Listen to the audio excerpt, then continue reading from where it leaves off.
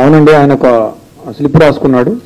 ఆ స్లిప్లో ఏంటంటే ఫస్ట్ ఒక గ్యాస్ ప్లస్ టేబుల్ ఎట్లా రెడీ చేసుకోవాలి, తర్వాత లాక్, ఆ గ్యాస్ను ఉపయోగించి లాక్ ఎట్లా ఓపెన్ చేయాలి, తర్వాత మనీ ఎట్లా తీసుకోవాలి, మళ్ళీ ఆ గ్యాస్ ఆన్ చేసి ఆ లాక్ చేసి ఎట్లా బయటపడాలి అని చెప్పేసి రాసుకొని లాస్ట్లో మిషన్ డన్ అని రాసుకున్నాడు. అంటే అది ఎప్పుడు రాసుకున్నాం అంటే కొద్దిగా ముందే, అంటే ఒక 1 month బ్యాక్ రాసుకున్నాం అని చెప్తున్నాడు. అంటే ఆయనకి ముందే ఆ థాట్స్ ఉన్నాయని మనకు అర్థమవుతా ఉంది. బ్యాట్ దొంగతనం కోసం వెళ్ళాడు. లేదు, మనం ఎన్నిసార్లు అడిగినా మనీ గురించి చెప్పడం లేదు. నాకు ఆ బ్యాట్ యాక్చువల్గా ఏంటంటే డిసీజ్డ్ వాళ్ళ తమ్ముడు 6 years ఉంటాయి, ఈయన కలిసి క్రికెట్ ఆడేవాళ్ళు. ఆ బ్యాట్ ఈయనకు బాగా నచ్చింది, స్ట్రోక్ బాగా ఉంది, నాకు బాగా నచ్చింది, నాకు ఇవ్వు నేను కూడా ఆడుతా అంటే ఇచ్చేవాడు కదా పిల్లవాడు. సో దాంతో నేను ఎట్లయినా దాన్ని సొంతం చేసుకోవాలనే ఆలోచనతో 2-3 daysగా ప్లాన్ చేస్తున్నానని చెప్పాడు. దానికోసం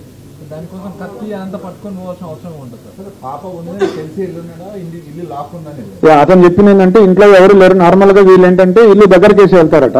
సో అట్లానే ఇంటి బోల్ట్ దగ్గరికి పెట్టి ఉంటారు, ఆ దగ్గరికి వేసి ఉంటారని చెప్పేసి వెళ్ళాడు. సడన్ గా పాప ఉంది, పాప ఉన్నా కానీ పాప టీవీ చూస్తుంది, ఇతను వెనక నుంచి వెళ్ళాడు. అంటే అటువైపు తిరిగి చూస్తుంటే ఆ పాప వెనక నుంచి ఒకటే డోర్ ఉంది, వెనక నుంచి అంటే అదే డోరు, ఆ అమ్మాయి అటు తిరిగి ఉంది. ఇట్లా వెళ్ళి ఆ కిచెన్ లో ఉంది బ్యాట్ తీసుకొస్తుంటే అప్పుడు ఆ అలికిడికి పాప చూసి దొంగ నడిచింది.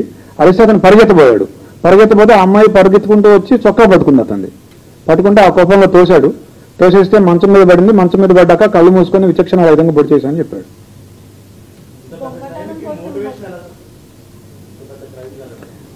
అతనికి బేసిక్ గా ఈ ఓటీటీల్లో యూట్యూబ్లో ఈ క్రైమ్ థ్రిల్లర్స్, సస్పెన్స్ మిస్టరీలు చూసే అలవాటు బాగా ఎక్కువగా, దాదాపుగా ఒక 5-6 సంవత్సరాల నుంచి అదే పనిలో ఉన్నాడు. స్కూల్ కూడా ఎక్కువ వెళ్ళేవాడు కాదు, ఎప్పుడు ఏదో ఒక తన ఆలోచనలో తను ఉండి ఇలా ఊహించుకుంటూ ఉండేవాడు అతను. అతనికి స్కూల్ ఎగ్గొట్టే అలవాటు ఉండేది, స్కూల్కి వెళ్లకుండా క్రికెట్ ఆడుకోవడం, ఈ ఓటీటీ చూడడం, యూట్యూబ్ చూడడం, ఈ మిస్టరీస్ చూడడం అలవాటు ఉండేది అతనికి. అతను ఎవరైనా చూస్తే వాళ్ళని బెదిరించి రావడం, తర్వాత దాడి చేయటం, ఈ 2 ఉద్దేశాలతో కత్తి తీసుకున్నాడు.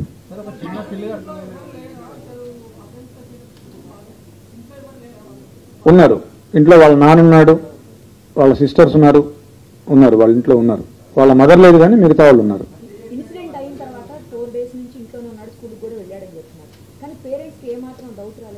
ఎస్, పేరెంట్స్ వాళ్ళ మదరు, నిన్న మనం వాళ్ళ మదర్తో మాట్లాడినప్పుడు అనింది, ఫస్ట్ రోజే పోలీసులు ఈ హడావిడి అంతా చేసి నేను అడిగాను మా అబ్బాయిని, ఏరా నువ్వేమైనా చేసావా అని అడిగాను, ఒప్పుకోలేదు. 2వ రోజు కూడా అడిగితే ఏమన్నా నువ్వే నన్ను పట్టించేటట్టున్నావే అని అన్నాడు, నిన్ను అన్నాడు అని చెప్పింది వాళ్ళ మదర్.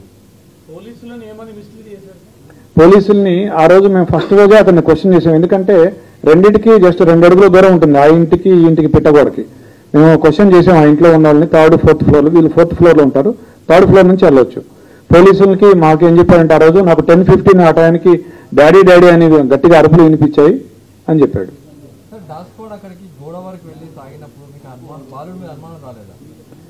బాలుడి మీద కూడా అనుమానం వచ్చింది మాకు.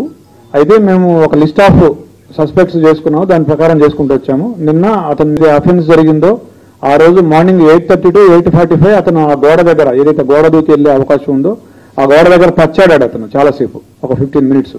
ఆ సమాచారంతో మా అనుమానం ఇంకా ఎక్కువై, మా అనుమానం నిర్ధారణ అయ్యి అతన్ని మళ్ళీ విచారించాము. ఫస్ట్ ఇల్లు సెర్చ్ చేసాము. ఇల్లు సెర్చ్ చేస్తే మాకు ఈ లెటర్ దొరికింది, అతను రాసుకున్న లెటర్ ఏదైతే ఉందో అది. తర్వాత కత్తి కూడా దొరికింది, 3 కత్తులు ఉన్నాయి. ఏ కత్తి అంటే సార్ నల్ల కత్తి, నల్లపిడి ఉంటుంది, దానికి అంచు నల్లగా ఉంటుందని అతనే చెప్పాడు. ఆ కత్తి తీసుకొస్తే ఇదేం చూపించాడు. బట్టలు ఏం చేశాడంటే అతను అఫెన్స్ చేయగానే ఆ కత్తి అక్కడే కడిగేసి గోడ దూకి మళ్ళీ ఇంట్లోకి వెళ్ళేటప్పుడు వాళ్ళ నాన్న సిస్టర్స్ ఉన్నారు, వాళ్ళు ఏమైనా చూస్తారేమో అని ఆరేసిన షర్ట్ తీసుకొని ఇట్లా అడ్డం పెట్టుకొని ఇంట్లోకి వెళ్ళి బాత్రూంలోకి వెళ్ళి స్నానం చేసి ఆ టీ-షర్టు ప్యాంటు 2 వాషింగ్ మెషిన్ లో వేసాడు. But we found some slight blood on the clothes. We have called a special investigation team, forensic team. వాళ్ళు స్పెషల్ లైటింగ్, స్పెషల్ స్పెక్ట్స్ వాడి they are able to found it. I also have seen it. yes అతనికి ఒక కుందేలు ఉండేది, ఆ రోజు ఆ కుందేలు కూడా చనిపోయింది. 11:30కి మేము టైంలోనే కూడా తీసుకున్నాం అతని మీద అనుమానం వచ్చాక. అతను 11:30కి బయటకు వెళ్ళాడు ఇంట్లోంచి. 11:30కి ఆ కుందేలుని తీసుకుని డాక్టర్ దగ్గరికి వెళ్తే ఆ కుందేలు చనిపోయింది. ఆ రోజు ఆ స్టోరీ కూడా మాకు చెప్పాడు. బాబు ఏజ్ ఎంత సార్? 14 years. ఫింగర్ ప్రింట్స్ ఇంకా నిన్ననే జరిగింది, ఇంకా వీఆర్ మ్యాచింగ్ ఇట్. లేదు, మనకున్న సమాచారం మేరకు ఇంతవరకు అయితే ఏం లేదు. బట్ వాళ్ళ మదర్ చెప్పిన ఒక విషయం ఏంటంటే, అతను 2 months దాకా అతని దగ్గరకు ఒక ఫోన్ వచ్చింది, సెల్ ఫోన్. మేము డబ్బులు ఇవ్వలేదు, ఇతనికి ఎక్కడిది సెల్ ఫోన్ అంటే నేను కొనుక్కున్నా అని చెప్తున్నాడు. డబ్బులు ఎక్కడ ఉంటే చెప్పలేదు. అది వాళ్ళ మదర్ చెప్పిన విషయమే. సో దీన్ని బట్టి మీరు ఏమైనా